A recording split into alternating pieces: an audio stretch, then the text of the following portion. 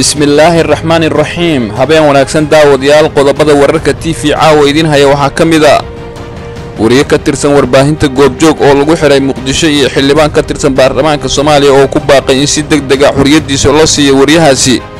warar lagu dilay sarkaal sare oo ka tirsan ururka Al-Shabaab oo koox hubaysan ay ka geysatay deegaano ka tirsan gobolka Shabeellada Dhexe gabar ka soo baxday masjid ay ku tukatay taraawiix oo lagu dilay magaalada Gaalkacyo xildhibaan xidig oo xil ilaalinta qaranka ka dalbaday in baaritaan lagu sameeyo isku day dil oo la rabay in lagu geysto magaalada Kismaayo madaxweyne Farmaajo oo war ka soo saaray walaaca laga qabo in Itoobiya ay ku darsato Soomaaliya wararka dibadda wararka TV caawa idin haya waxaa ka mid ah mas'uul loo xiray sawirka madaxweyne ku-xigeenka Kenya oo darees military loo xiray iyo banaanbaxayaasha Suudaan oo ku baaqay shaqo joojin daawadayaal ku soo dhawaada warkaasi oo fidsan haddii aad ka mid tahay daawadayaasheena cusub ee barta YouTube-ka fadlan rukuma barteena si warar iyo warbixino joogto ah aad u heshid adigoo subscribe dhahaya ciidamada booliiska Soomaaliya ayaa magaalada Muqdisho ku xiray wariye Cali Aadan Muumin oo ka mid ah wariyaasha ka howlgala warbaahinta goobjoog ee fadhigeedu uu yahay magaalada Muqdisho wariyaha ayaa la sheegay in shalay xarunta dambi baarista booliiska ee CID-da ay ka soo gaartay warqad yeeris ah oo sida la sheegay ka timid maxkamadda gobolka Banaadir laanta dambi baarista booliiska Soomaaliya ayaa Cali markii uu tagay ku wargelisay in uu xiran yahay isla markaana loo haysto qoraal uu baraha bulshada soo dhigay oo ku saabsan imtixaanka dugsiyada sare oo ay qaadaysa dawladda Soomaaliya dhinaca kale xildhibaan Cabdiraxmaan Odawa oo ka mid ah xubnaha baarlamaanka Soomaaliya ayaa ku baaqay in si degdeg ah loo sii daayo wariyaha oo xoriyadiisa la siiyo xildhibaan Cabdiraxmaan Odawa oo ka tirsan baarlamaanka Soomaaliya ayaa cambaareeyay xariga wariye Cali Aadan Muumin oo ka tirsan warbaahinta goobjoog ka oo saakay lagu xiray xarunta dambi baarista booliiska ee CID-da xildhibaan Odawa ayaa sheegay in xariga iyo cagajugleynta saxaafadda ay tahay calaamado aanu u fiicnayn dawladnimada sidoo hadalka u dhigay wuxuuna sheegay inuu si aad ah u cambaareynayo falkaasi ay ciidamada ammaanka ku xireen wariyahaasi isagoona ku baaqay in si degdeg ah xoriyadiisa loo siiyo wariye Cali Aadan Muumin weerar lagu dilay hogaamiye ka tirsan ururka Al-Shabaab iyo maleeshiyaad la socday ayaa koox hubaysan oo la magac baxday Macawisley waxa ay ka geysteen deegaano ka tirsan gobolka Shabeellada Dhexe koox la magac baxday Macawisley ayaa sheegay in weerar ay ku qaadeen deegaano ka tirsan gobolka Shabeellada Dhexe ay ku dileen sarkaal sare oo ka tirsan ururka Al-Shabaab oo lagu magacaabo Macaan Yaasiin iyo maleeshiyaad ilaalo u ahaa oo la socday isla markaana ay ka furteen hubkii ay wateen siday hadalka u dhigeen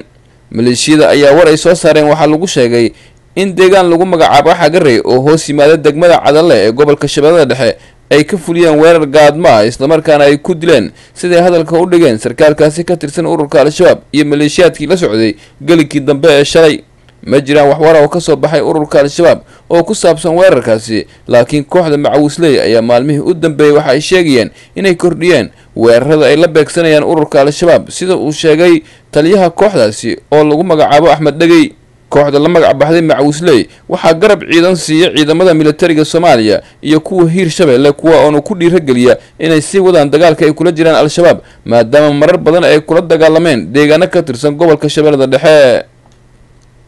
koox hubaysan ayaa magaalada Gaalkacyo ku dilay gabar ka soo baxday masjid ay ku tukatay salaada taraawiixda ee waqooyiga magaalada Gaalkacyo wararka naga soo gaaraya waqooyiga magaalada Gaalkacyo ayaa waxa ay sheegayaan in xalay koox burcad ah oo hubaysan ay dileen gabar 22 sano jir ahayd oo ka soo baxday masjid ay ku tukatay salaadii taraawiixda ka oo ku yaala magaalada Gaalkacyo wararka ayaa waxa ay sheegayaan in arrintan oo ah mid argagax leh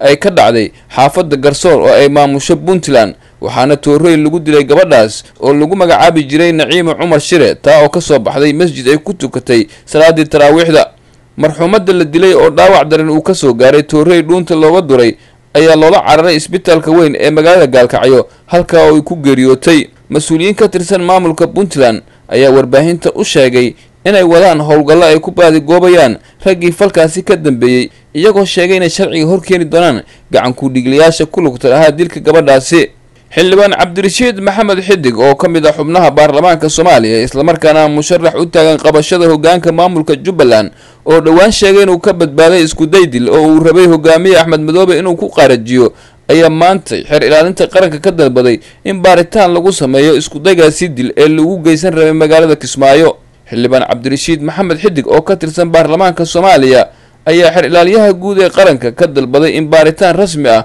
uu ku sameeyay qarax miino oo laga helay meel uu ku sheegay in ay tahay dhabarka dambe ee gurigiisa. xildhibaan xidig oo sidoo kale musharax ka tirsan musharaxiinta u tartamaya xilka madaxtinimo ee Jubbaland ayaa sheegay in qaraxaasi la doonayay in isaga lagu qaarajiyo sida uu hadalka u dhigay. xildhibaanka ayaa sidoo kale waxa uu sheegay in isku dagaasi dilka uu ka dambeeyay taliyaha ciidanka ilaalada madaxtooyada ee maamulka Jubbaland. waxa uu tilmaamay in qaraxa uu horey u sii qaatay sarkaalkaasi oo gaarigiisa uu ku ritay markii ciidamada ilaalo u ahaa xildhibaan xidig ay fashileen qaraxaasi sida uu hadalka u dhigay. xildhibaan xidig ayaa sidoo kale sheegay in horey carqaladeyn uu kala kulmay ciidamada Jubbaland xilli ay soo dhaweynayaan taageerayaashiisa sida uu hadalka u dhigay, wuxuuna ku hanjabay inuu soo bandhigi doono cadeymo muujinayo in qaraxaasi la rabay in isaga lagu qaarajiyo lagana soo abaabulay madaxtooyada Jubbaland.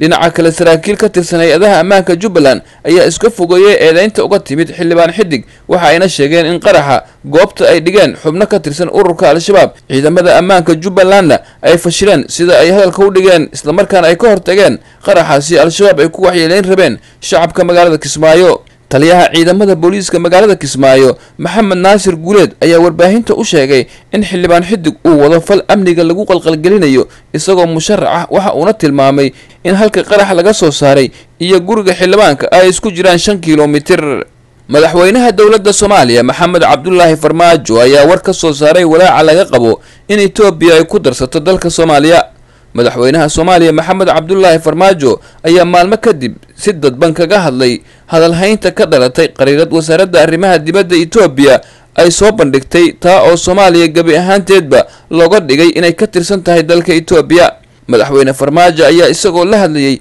jaaliyadda dalka Koonfur Afrika ayuu ka hadlay hadalhayntaas ku aadan in dowladda Itoobiya ay doonayso inay qaadato Soomaaliya. madaxweyne Farmaajo ayaa waxa uu yiri in uu la yaabay markii uu maqlay shakhsiyaad la haya dalkii Soomaaliya waxa qaatay dal Hiblaayo. warma adigoo nool ayaa dalkaaga la qaadan karaa ayaa madaxweyne Farmaajo uu ku kaftamay. wasaaradda arrimaha dibadda Itoobiya ayaa raaligelin ka bixisay sawir u muuqday qorshe Itoobiya ay ka fakaraysay sanado badan oo si aan ku talagal ahayn loogu soo daabacay bagga wasaaradda arrimaha dibadda. dadka falanqeeya arrimaha diblomaasiyadda ayaa sheegay in sawirkii wasaaradda arrimaha dibadda Itoobiya soo daabacday inuu yeelan karo micno badan isla markaana uu xambaarsan yahay fariimo kala duwan.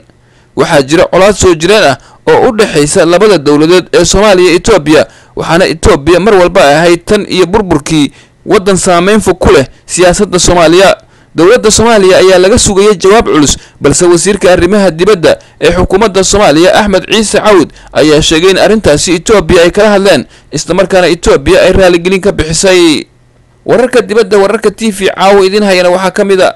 mas'uul ka tirsan dowladda Kenya ayaa loo xiray sawirka madaxweyne ku-xigeenka Kenya oo dareys military loo xiray. mas'uul reer Kenya ayaa la xiray isagoo lala xiriirinaya gaari uu ka suran yahay madaxweyne ku-xigeenka dalka Kenya oo dhar military loo xiray sida uu ku waramay wargeys ka soo baxa dalka Kenya.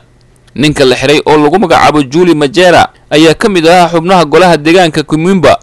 mas'uulkaasi la xiray waxa la xiray darawalkiisa waxaana lagu eedeeyay in bas yar oo ay wateen ay ka sureen garaadada ciidamada iyo calanka Kenya, arrintaas oo sharci darro ay ka tahay dalka Kenya sida uu wargeysku shaaciyay. qaar ka mid ah dadka isticmaala baraha bulshada ee dalka Kenya ayaa sheegay in xiritaanka mas'uulkaasi iyo darawalkiisa uu yahay mid sharci darro ah. banaanbaxayaasha Suudaan ayaa ku baaqay shaqo joojin. mudaharadayaasha dalka Suudaan ayaa ku baaqay shaqo joojin dalka oo dhan taa oo socon doonta 48 saac ee nagu soo aadan, iyagoo doonaya in cadaadiska ay ku sii ballaariyaan militariga si xukunku ay ugu wareejiyaan xukuumad rayd ah. wadahadalada labada dhinac ayaa la isku mari waayay kadib markii lagu heshiin waayay qaabka loo marayo xukuumadda la rabo in la dhiso. militariga ayaa xilka ka tuuray madaxweynihii hore ee Suudaan Umar Xasan al-Bashiir. Wajid Saalax oo ka mid ah hogaamiyaasha dibadbaxayaasha ayaa sheegay in mucaaradku ay diyaar u yihiin inay dib u furaan wadahadalada, balse waxa uu sheegay inaysan aqbali doonin waxa uu ugu yeeray luqadda khiyaanada oo ay qaateen jeneraale xilka la wareegay 6 toddobaad ka hor. guud ahaan daawadayaal warkii oo aad kala socoteen wararka TV caawa waa naga inta.